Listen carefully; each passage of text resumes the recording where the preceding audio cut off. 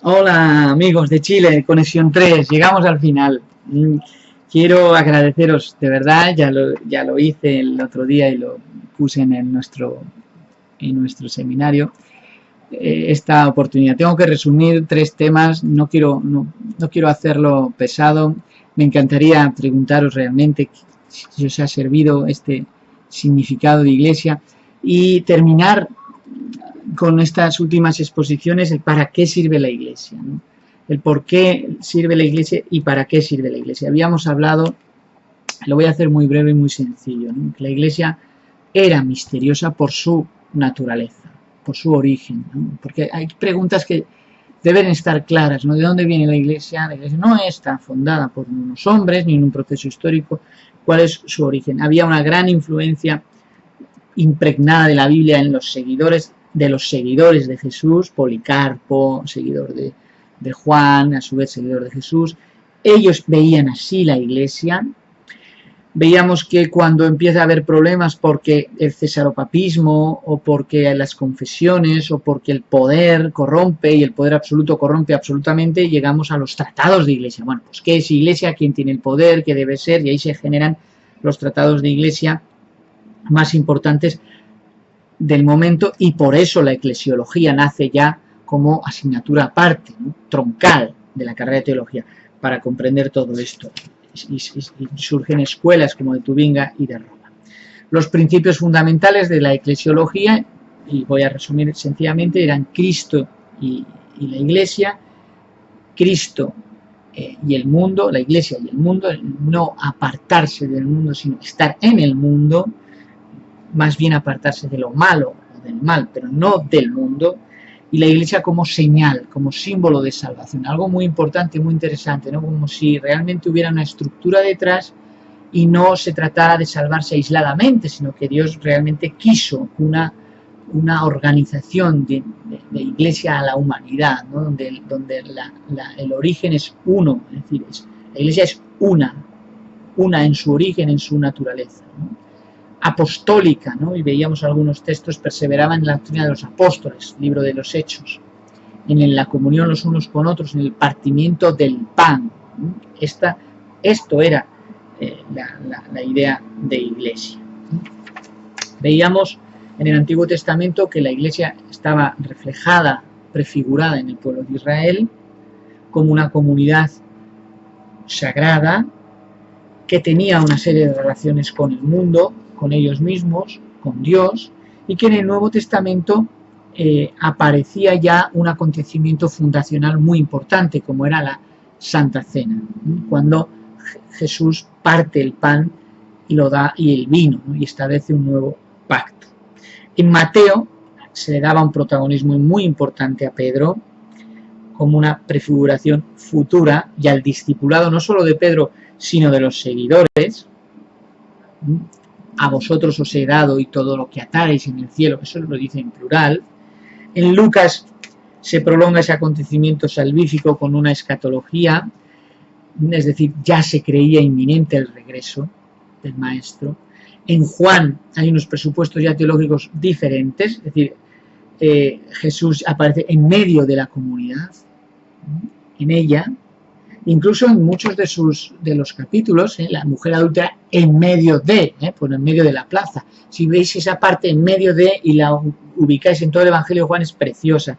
En sus cartas también un gran cariño a las comunidades, la teología paulina o las cartas de Pablo, estableciendo imágenes del Antiguo Testamento que él recoge: pueblo de Dios, cuerpo de Cristo, templo de Dios.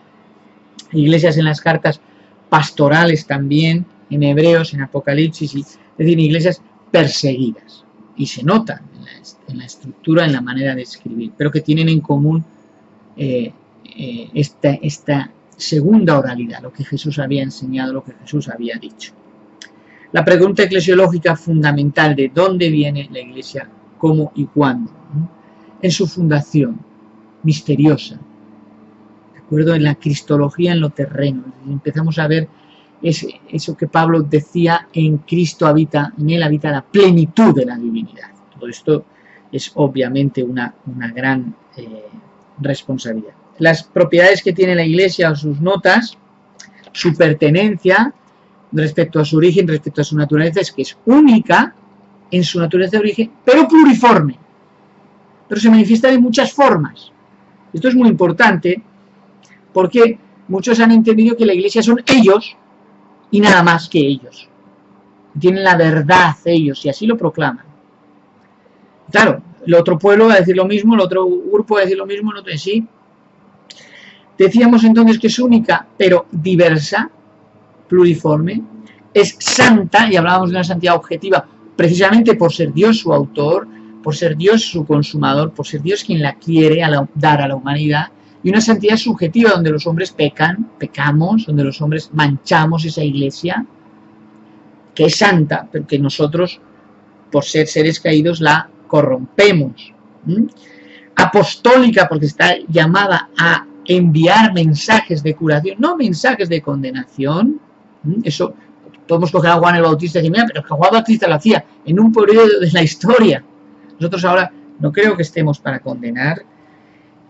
Y católica en el sentido de universal, en el sentido de una iglesia que está en todo el mundo y para todo el mundo, porque el mundo es razón de ser de la iglesia.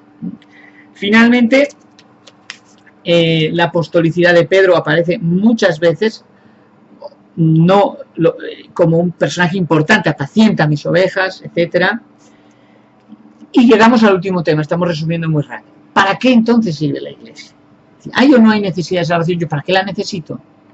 Bueno, y ahí si comprendemos que su origen está en Dios, no en los hombres, si comprendemos que el pastor me hace la vida imposible, pero que el pastor no es quien decide lo que es iglesia para mí o no, ni siquiera un movimiento, sino que es suponiendo que sea una situación. Lo digo porque si comprendemos que el origen de la iglesia no está en los hombres, aunque haya hombres imperfectos que la manchen, me ayudará mucho para permanecer en ella y para ser fiel a ella, porque Jesús lo hizo, a pesar de no tener el apoyo ni de los más cercanos a él, en momentos puntuales. Entonces, ¿para qué sirve la iglesia? La evangelización, ¿no? Decíamos algunos textos, yo si quisiera, Marcos 16, por ejemplo, Marcos 16, mirad, qué cosa más bonita, ¿no? Marcos 16.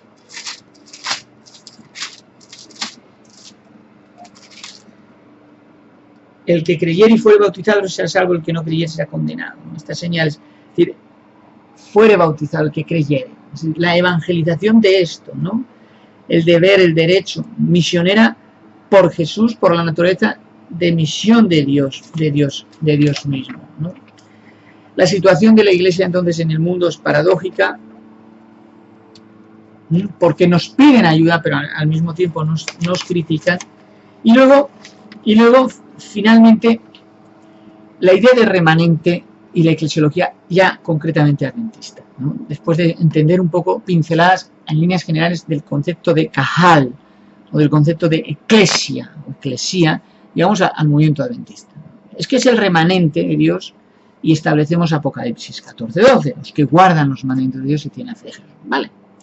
Pero las características del remanente de Israel o del remanente de Dios anteriores a Apocalipsis, por supuesto, las encontramos en el Antiguo Testamento, porque ya sabéis que hay una continuidad. Yo no puedo cortar y sesgar partes de la Biblia y no considerar el resto. Esto sería cortar la inspiración. Entonces, en el libro de Sofonías,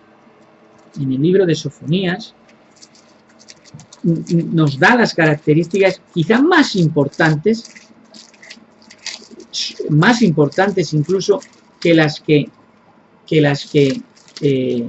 aparecen en Apocalipsis, que nadie no las estamos negando, pero todo tiene una jerarquía, todo tiene una jerarquía en la escritura también y estructura de valores. Entonces, Sofonías 3, versículo 12, está hablando primero Dios mismo. Apocalipsis es Juan. Aquí dice, dejaré en medio de ti un pueblo. Creo que son palabras de Dios mucho más importantes. No anulan las de Apocalipsis, pero reflejan otra realidad mucho más grande del pueblo adventista o del remanente de Dios, que es este, es decir, un pueblo humilde y pobre. Un pueblo humilde y pobre, el cual confiará en el nombre de Jehová. Estas son las características verdaderas del remanente. Versículo 13, Sofonías 3:13, el remanente de Israel no hará injusticia, no dirá mentira, ni en boca de ellos se hallará lengua engañosa. Si ahora aplicáramos la Odisea como mensaje a la iglesia adventista en concreto, vemos todo lo contrario, un pueblo orgulloso, un pueblo que no entiende la cultura de la controversia, un pueblo donde permite el fundamentalismo, modelo contrario completamente al de iglesia y que Jesús censura durante toda su vida, pero lo permite porque mueve bautismo, porque mueve masas, porque mueve finalmente al movimiento, pero no es ese el camino que Dios le ha indicado a la Odisea. Lava tus ojos con colirio para que veas. Las características son un pueblo humilde, un pueblo pobre, un pueblo que no hará injusticia. El movimiento adventista no atraviesa sus mejores momentos. Y estamos aquí para ayudarle, somos adventistas. Pertenecemos a ese grupo que puede tener una misión profética al final. ¿Por qué no? Y que se encargan nuestros dirigentes de proclamarla, como si de esto dependiera su importancia. Si es un delegado de Dios para la misión profética, es Dios quien lo ha decidido. Por el hecho de que lo anunciemos más y más y más y más, alimentamos y retroalimentamos muchos hermanos que, con buena intención quizá, hacen exégesis a su manera y del Apocalipsis y hacemos un mensaje tan hermoso como el que Jesús deja, universalmente válido, como este que tenemos aquí, cómo tiene que ser el remanente y en lo que tenemos que centrarnos para después llegar a la profecía. Pero hemos intercambiado, ¿no? La profecía es lo primero y esto es lo último, ¿no? Esto es primero.